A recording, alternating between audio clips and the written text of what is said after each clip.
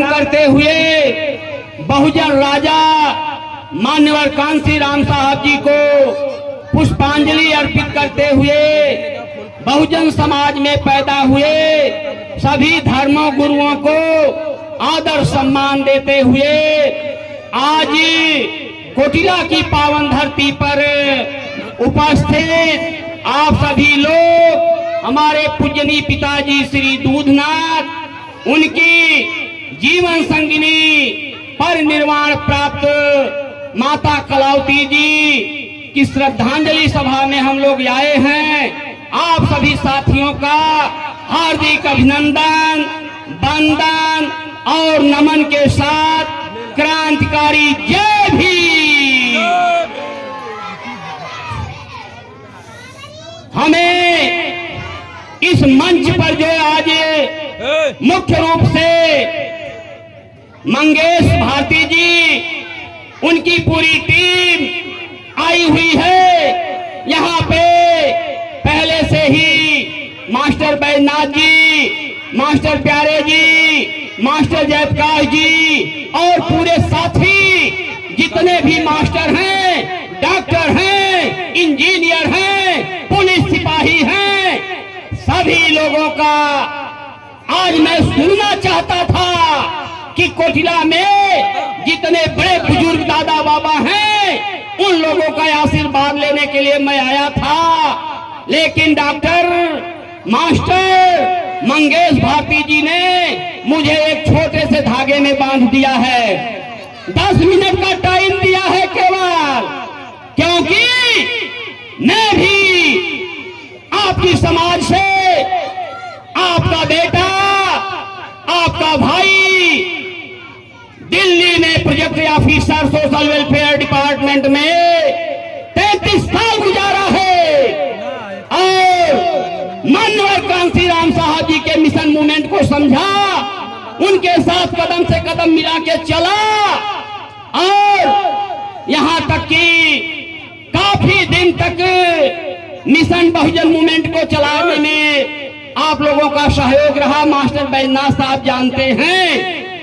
और यहाँ पे मास्टर मंगेश भारती जी ने कहा कि जो माता जी का परिनिर्वाण हुआ है, जो उनके जीवन साथी बाबू दूधनाथ जी हमारे बीच में उपस्थित हैं, उनकी कृतियों पर आप प्रकाश डाले।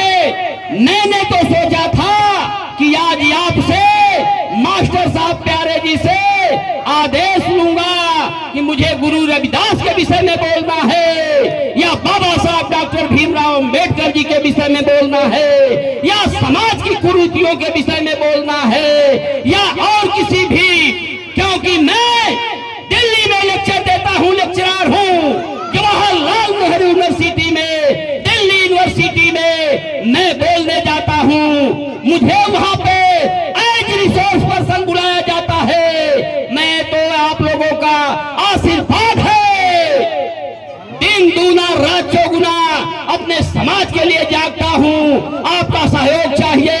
रात दिन घूम घूम करके दिल्ली की गली कूची में, यहाँ भी मैं 1.5 साल से रिटायर होके आया हूँ।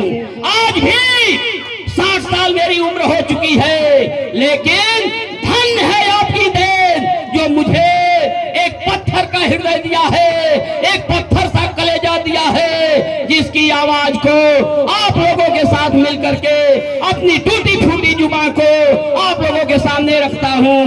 तो बाबू दूधनाथ जी, आपकी जीवन संगिनी नहीं है। अगर जीवन संगिनी नहीं है तो उसका भी एक लॉजिक है, जो फड़ा है वो झरेगा और जो बड़ा है वो बुझेगा। जिस प्रकार से फूल छोटा सा पौधा होता है जो आपने लगा करके आज सुबह आए हैं, वही फूल धीरे धीरे अंकुरित होता है, उसमें पत्तियां आती हैं, पत्तियों से तना बढ़ता है, तने से कलियां खिलती हैं, कलियों में फूल आता है। जब फूल समाज को सुशोभित करता है, समाज को एक अच्छी दिशा देता है। लेकिन इस धरती पर सत्य है कि जो पैदा हुआ है वो मरेगा। पैदा होना उतना उतना सत्य नहीं है जितना सत्य है मरना। मरना महासत्य है, पैदा होना सत्य नहीं है। पता नहीं हम पैदा होंगे कि नहीं, अगर पैदा हो गए तो हम जरूर मरेंगे, हम जरूर मरेंगे। तो बाबू दूधनाथ जी, पिताजी, आपके अकेले नहीं है इस संसार में, आप जैसे करोड़ों लोग हैं।